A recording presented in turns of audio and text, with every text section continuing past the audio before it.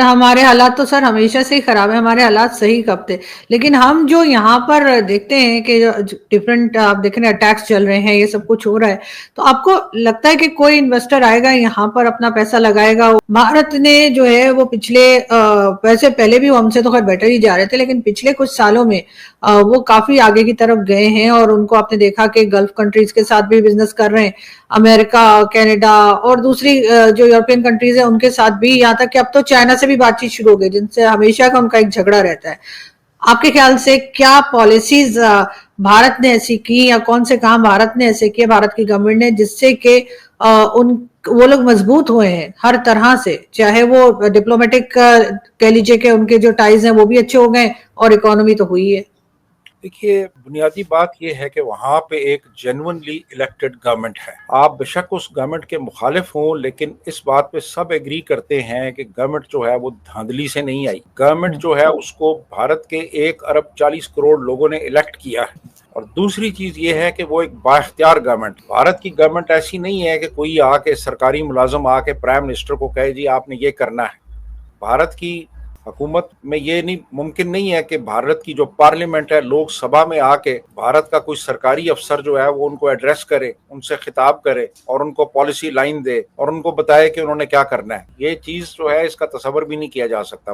वहां पे जो वजीर दिफा है वो काछा पहन के नहर में छलांगे नहीं लगाता, वो वहां पे बैठ के तो वो उनको एक पॉलिसी लाइन देता है और वो उसकी ओवरसाइट है तमाम सर्विसेज चीफ्स के ऊपर कि वो क्या कर रहे हैं। भारत में एक स्ट्रॉन्ग ऑपोजिशन है और वो गवर्नमेंट को बताते रहते हैं कि उन्होंने कहाँ पे अपने आप को इम्प्रूव करना है। एक वाइब्रेंट डेमोक्रेसी है। वहाँ के जो प्राइम मिनिस्टर हैं वो फ्यूचर का सोचते हैं कि हमने कल को कहाँ पे जाना है, क्या करना है, हमने हमारा फ्यूचर क्या है। हमारा फ्यूचर जो है वो एजुकेशन है, साइंस है, टेक्नोलॉजी है, स्पेस साइंसेज है। हमने खला में सियारे भेजने हैं, हमने पूरी दुनिया के साथ अच्छे तल्लुकात कायम करने हैं, हमने हर मुल्क से फायदा उठाना है, हमने भारतीयों को पूरी दुनिया में भेजना है कि वो वहां जाके आला तालीम हासिल करें, हमने अमेरिका के साथ भी अच्छे तल्लुकात रखने हैं, हमने रूस के साथ भी अच्छे तल्लुकात रखने, हमने चीन के साथ भी तल्लुकात को बेहतर बनाना है। चीन के साथ हमारा सरहदी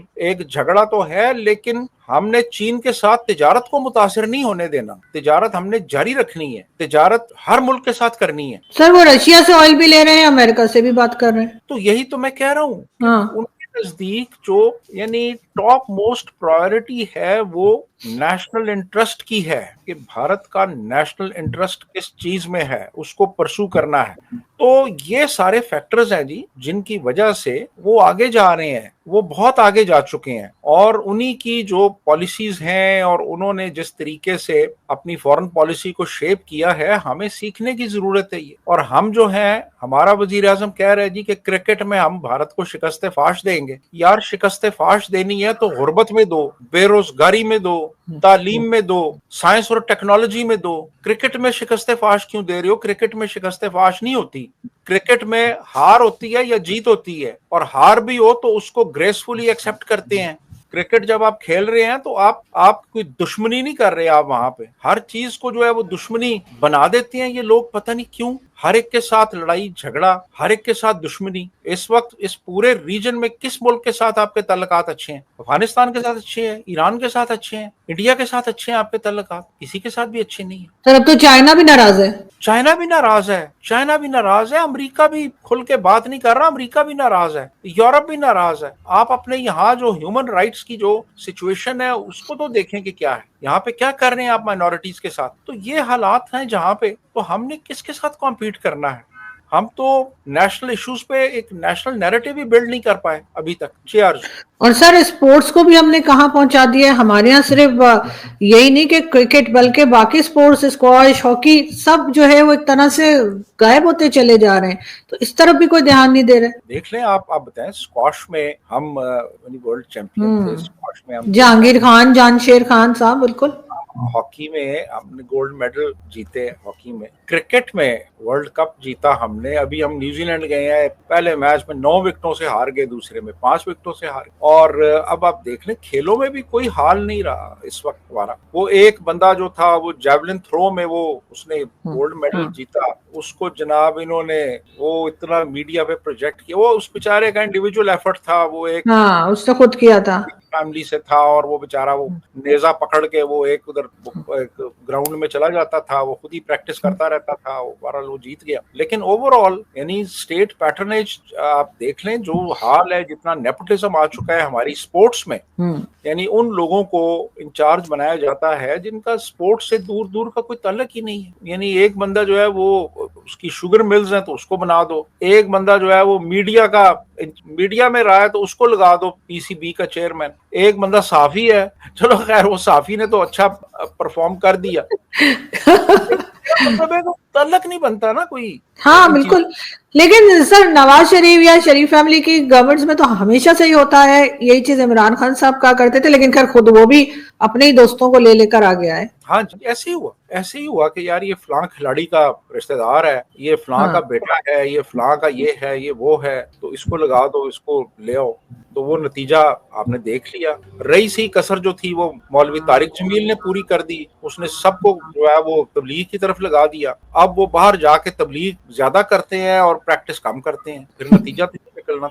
लेकिन सर इस वक्त लास्ट में ये पूछना चाहूंगी कि दुनिया में पाकिस्तान को बाकी कंट्रीज जो हैं वो किस नजर से देख रही हैं? क्या हम पहले की तरह जो सोचा करते थे कि जी हम बड़े जरूरी हैं, अमेरिका हमारे बगैर अफगानिस्तान नहीं जा सकता, तो चाइना हमारे बगैर भारत को कुछ नहीं कह सकता, क्या अभी भी वही पोजीशन है या आपको लगता है नहीं अब हम उतने इंपॉर्टेंट नहीं रहे? नहीं, मेरा ख्याल है हम बहुत हद तक इररेलेवेंट हो चुके हैं इंटरनेशनल पॉलिटिक्स में। हमारी एक अहमियत थी, हमारी एक जियो स्ट्रेटेजिक सिग्निफिकेंस थी एक वक्त में, लेकिन अब दुनिया ने देख लिया है, हर तरीके से देख लिया है। और फिर ये है कि देखें, जो भी इंटरनेशनल रिलेशंस होते हैं ना, वो गिव एंड टेक के ऊपर होते हैं कि आप दूसरे को क्या दे सकते हैं और उसके बदले में आप क्या ले सकते हैं। अब जब आपके पास देने को है ही कुछ नहीं, आप तो बस हर वक्त लेने के चक्कर में होते हैं, तो फिर दुनिया आपको ना, जैसे आपकी घर की बेल हो और बाहर आप जाएं तो एक फकीर खड़ा हो तो आप नागवार गुजरता है और आप उसे कहते हैं जाओ यार माफ करो। तो अब तो ये सूरत हाल हो चुकी है कि अब तो लोग सीधा सीधा यही कहते हैं कि यार जाओ माफ करो। तो अब ये सऊदीया भी इसी सिलसिले में गए हैं ये लोग कि यार कुछ 2-4 पैसे मिल जाएं, कुछ और इमदाद हो जाए, लेकिन अभी तक तो सऊदीज ने कोई रिस्पांस दिया नहीं है। सर सऊदीज के तो पहले ही हमारे ऊपर $3 बिलियन हैं जो हमने वापस नहीं किए, अब और क्या लेंगे ये? तो अब देखें ना, उधार आप एक बंदे से एक दफा लेंगे और वो आप वापस अभी तक किया नहीं और आप दोबारा पहुंच जाए तो वो कहेगा नहीं यार माफ करो। तो मेरा ख्याल है कि अब ये स्टेज आ चुकी है, तो बाकी ये तैयार ही नहीं है कोई स्ट्रक्चरल रिफॉर्म्स के लिए, ये तैयार ही नहीं है कोई अपनी पॉलिसी शिफ्ट्स के लिए। रिएक्टिव किस्म की इनकी डिसीजन मेकिंग होती है कि ये हुआ है तो ये कर दो, ये हुआ है तो ये कर दो, कोई एक कॉम्प्रिहेंसिव और डेटा बेस्ड डिसीजन मेकिंग है ही नहीं है। तो अब ऐसे लोगों से आप क्या एक्सपेक्ट करेंगे कि वो उनमें क्या विजन होगा? यानी मैं तो खासा मायूस हुआ हूँ सच्ची में आपके बात। दोस्तों ये है आरज़ू काज़मी, इन्हें आप जानते हैं, और बड़ी बेबाकी के साथ में ये भारत और पाकिस्तान के रिश्तों पर बात करती हैं और अक्सर पाकिस्तान पर तंज भी कसती हैं। आज इन्होंने फिर से भारत और पाकिस्तान की तुलना की है, कोई नई बात नहीं है। हमेशा पाकिस्तान के जो चाहे वो नेता हों, चाहे वो पत्रकार हों, कोई भी हो, भारत और पाकिस्तान के रिश्तों पर अक्सर बात करते रहते हैं। इन्होंने कहा कि भारत पिछले कुछ सालों में इसने बहुत तरक्की की है, चाहे इकोनॉमी हो, चाहे इंफ्रास्ट्रक्चर हो, चाहे टेक्नोलॉजी हो। वहीं पर पाकिस्तान है, पाकिस्तान लगातार आतंकवाद के दलदल में घुसता जा रहा है। तो इन विषयों पर उन्होंने बात की। सबसे पहले बात करते हैं दोस्तों कि भारत ने किस तरह से तरक्की की है। इकोनॉमी की बात करें तो 2023 में भारत का जो जीडीपी ग्रोथ रेट रहा है वो 7.6 के आसपास रहा है। वहीं पर भारत 5वीं सबसे बड़ी अर्थव्यवस्था वाला देश बन गया है।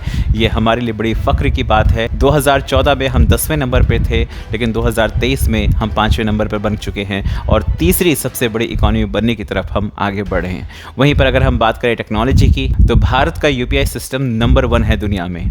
2024 में हर महीने लगभग 13 बिलियन ट्रांजैक्शंस हुए हैं, जो किसी और देश के बस की बात नहीं है। और भारत का अपना यूपीआई सिस्टम बहुत परफेक्टली काम करता है। वहीं पर अगर हम बात करें इंफ्रास्ट्रक्चर की, तो भाई 55,000 किलोमीटर जो नेशनल हाईवेज हैं वो हमने तैयार किए हैं। इसके साथ साथ 2025 तक 100 नए एयरपोर्ट्स तैयार हो रहे हैं। इसी दौरान हम चांद और मंगल पर भी पहुंच गए हैं। चंद्रयान और मंगलयान इसका सबसे बड़ा सबूत है। तो नो डाउट भारत ने पिछले कुछ सालों में बहुत तरक्की की है, और इसका श्रेय हमारे देश की जनता को भी जाता है और हमारे शीर्ष नेतृत्व को भी जाता है। चाहे मोदी जी हो, चाहे मोदी जी के कैबिनेट के मंत्री हो, सबका इसमें योगदान है और बहुत अच्छा काम किया। वहीं अगर पाकिस्तान के हम दोस्तों बात करते हैं, तो पाकिस्तान पिछले कुछ सालों में ना बहुत ज़्यादा उसके अंदर उथल पुथल देखने को मिली है। सबसे पहले अगर हम बात करें आतंकी घटनाओं की, तो आतंकी घटनाओं में 2020 से लेकर 2024 तक 1500 से ज़्यादा आतंकी घटनाएं हुई हैं, जिसमें 3000 से ज़्यादा लोग मारे भी गए हैं। 2023 में अकेले बलूचिस्तान में 200 से ज़्यादा बम विस्फोट हुए हैं। वहीं पर 60% से ज़्यादा आतंकवाद पाकिस्तान में बढ़ चुका है। अगर मैं आपको बताऊं तो Pakistan institute of peace studies की रिपोर्ट है, जिसमें ये लिखा गया है कि टीटीपी और बलोच विद्रोहियों की वजह से 60% लगभग जो आतंकवाद है वो बढ़ चुका है। अब ऐसे में आरजू काज़मी जिस तरह से भारत और पाकिस्तान को कंपेयर करती हैं, जब वो तंज कसती हैं पाकिस्तान के ऊपर, और सिर्फ आरजू काज़मी नहीं, इनके जो नेता हैं, इनके जो दूसरे पत्रकार हैं, वो भी हमेशा कंपेयर करते रहते हैं भारत और पाकिस्तान के बीच में। अब चाहे वो जलन में कंपेयर करते हैं या मजबूरी में करते हैं, बट कंपेयर करते हैं। और कई बार इनको दुख भी होता है कि भाई हम पाकिस्तान में क्यों आए, पाकिस्तान में पैदा क्यों हुए। वहीं पर भारत का जो रुख है वो पाकिस्तान को लेकर बहुत साफ है।